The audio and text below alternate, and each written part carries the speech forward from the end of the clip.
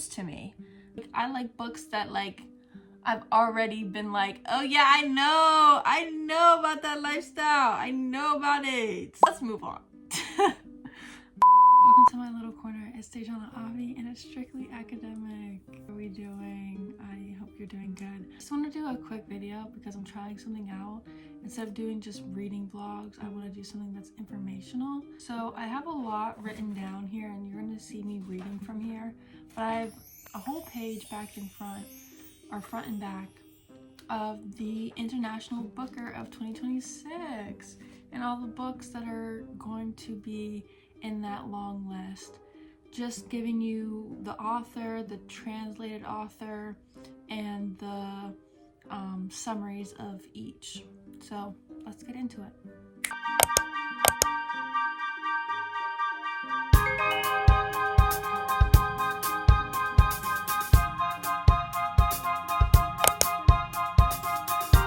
This is an order to the website.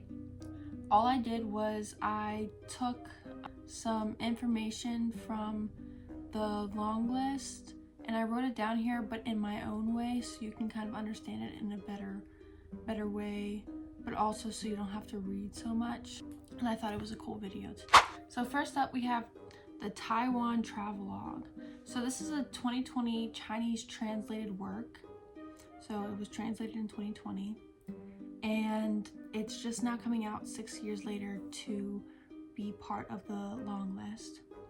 And basically what it's about is that there is a Taiwanese woman who's working for the government and comes to Japan, who wants to be part of something else and live on an island. And she has an interpreter. And while she's working with this interpreter, she ends up actually falling in love. Not falling in love, but has a little crush, wants to be in love with this interpreter. This interpreter is a woman. So she has to figure out the power dynamic because they work together. And that's the end of the story. That's not the end of the story, but that's the end of the summary.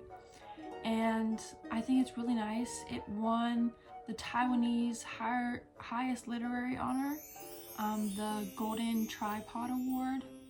And I think that's really nice. I love when other books already have an award and they get another award because it's so good. That just shows to me that they're actually doing what they're supposed to be doing.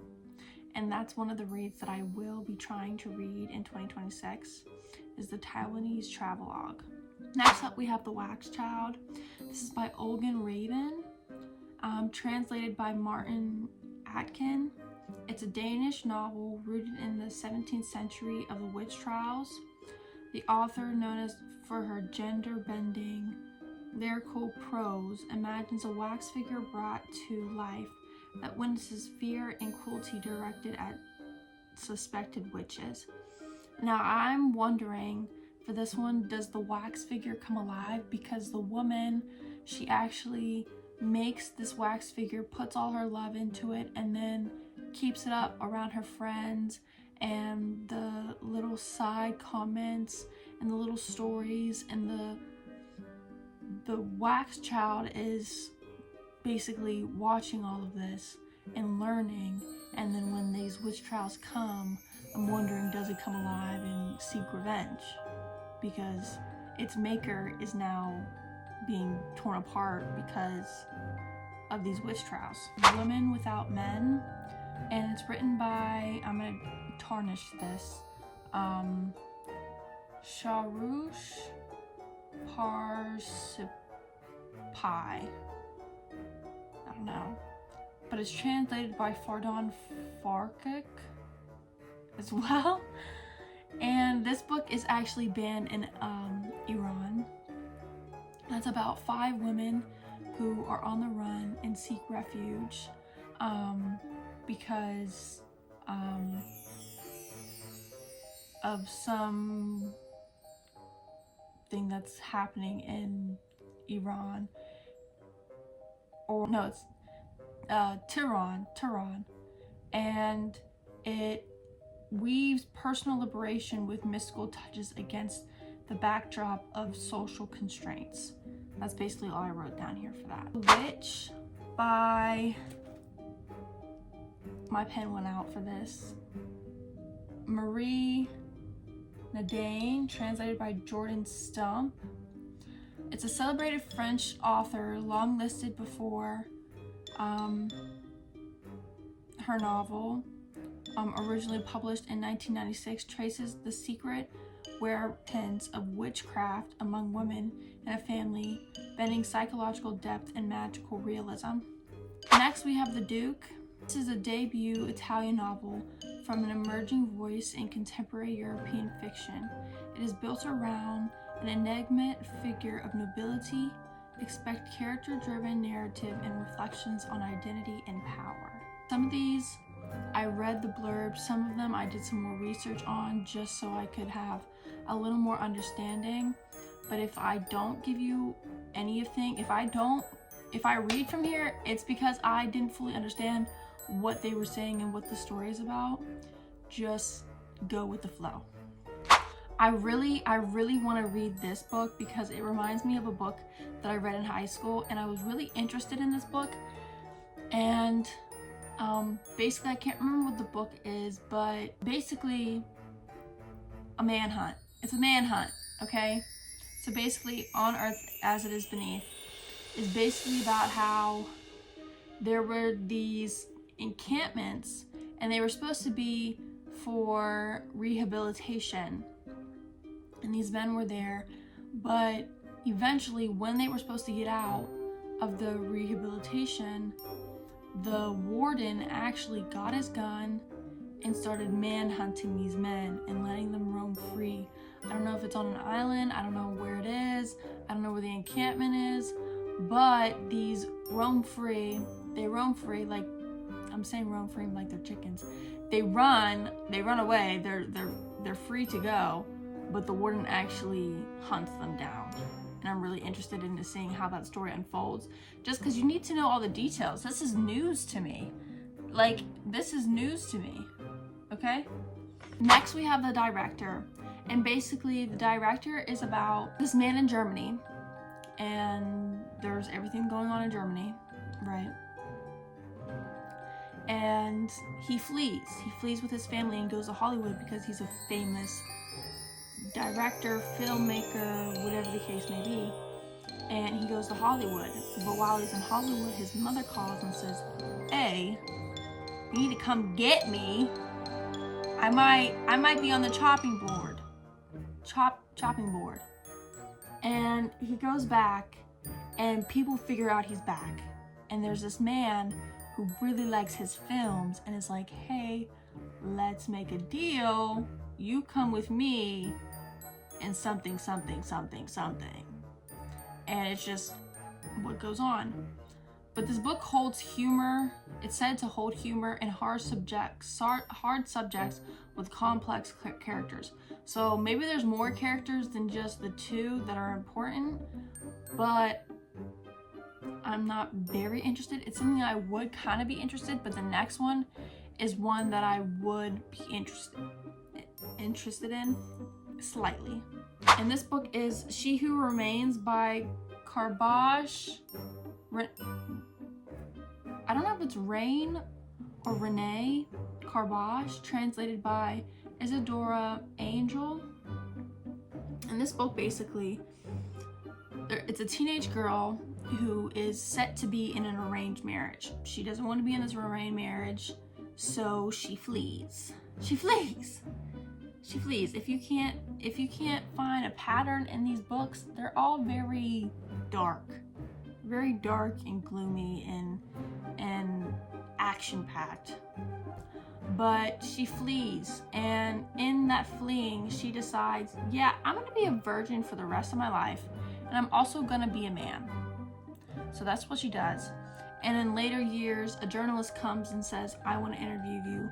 And she tells the story, and it tells the story of how her family was heartbroken, and she gets into all of that, and that's where the story begins of what happened, what's going on. And the reason why I'm slightly interested is because there's this movie where this man is basically a butler, but turns out she's actually a woman, and then another woman who who dresses up as a man actually finds her, and she's like, "You're a woman. You can't hide from me." And it's like, don't tell anyone, please don't tell anyone. And yeah, that's why I'm slightly interested, because like I like books that like I've already been like, oh yeah, I know about that lifestyle, I know about it. Let's move on. Next is Small Comfort. There's not much to say on Small Comfort. It's written by La Genberg, translated by Kira Jotetson. And basically it's a whole bunch of stories about money and people. Money, people, and social constraints. What's it mean to be in debt? That's what I read on there. Ooh. That sounds pretty good. Am I gonna read it? No, because I hate anything to read about money. I hate everything that has to do with money. I hate money. I hate it. I love it when I have a lot of it, but I actually hate it because I spend it. And I'm back in a circle. I'm back to where I was started. The deserters, let me just say, I have no idea what they're talking about in this book. And maybe the vagueness is what leads people to read this book, but not for me. Not for me. It's not for me. But basically, one soldier is going on a refuge. September 11th, 2001, another man is paying tribute to a fallen man. And that's basically where the story ends. But if I read here, a quote from the long list page is, the deserters intimately examine the ravages of war and ask what remains of ourselves in the wreckage. Sounds pretty good. Sounds pretty historic to me. Not my cup of tea. I love history, but it makes me cry every single time, so I can't really read that. Next, we have The Remembered Soldier. I really want to read this book. We have 2 more after this. I really want to read this book. So basically, a fallen soldier, not fallen, but like fallen in a sense, like he can't get up on his own. He doesn't know where he is. He lost his memory. So a whole bunch of women write to him, claiming like figuring out if that's their hubby. And a woman comes and sees him in person, and it turns out to be his wife. And she takes him home against medical advice, and they start to live. And she thought it was going to be sunshine and rainbows, but here it is. It's not. It reminds me of that movie with Channing Tatum and her name, that girl. And The Lost Memory, and that was a good movie. I like that movie. I've never seen that movie, but have I seen enough trailers to say, yeah, it's a good movie? I've seen that movie. I know exactly what happens. Absolutely, because I've seen so many clips. It's coming with me. I don't need to see it. I've already seen it. They basically told me everything. That's why I'm not watching Euphoria, because I know exactly what's going to happen in Euphoria thanks to TikTok. I know exactly what's going to happen. But I'm real interested in this story. I put a heart next to it, so eventually I will read it, and eventually we'll have a little reading vlog of me reading these, 3 books? 4 books? 3 books. For if I read She Who Remains. Next up, we have We Are Green and Trembling. I'm going to read from here because I don't remember. But an Argentine voice celebrated for vivid language and bold imagination, this book, which won the U.S. National Book Award for Translated Literature, blends environmental urgency, mystic energy, and social critique. Sounds pretty good to me. But when I read it, I was like, eh.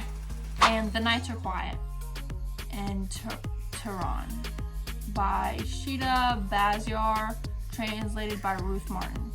A German language debut set in Tehran. exploring life, love, and resistance under contemporary social pressures with emotional clarity and cultural resonance.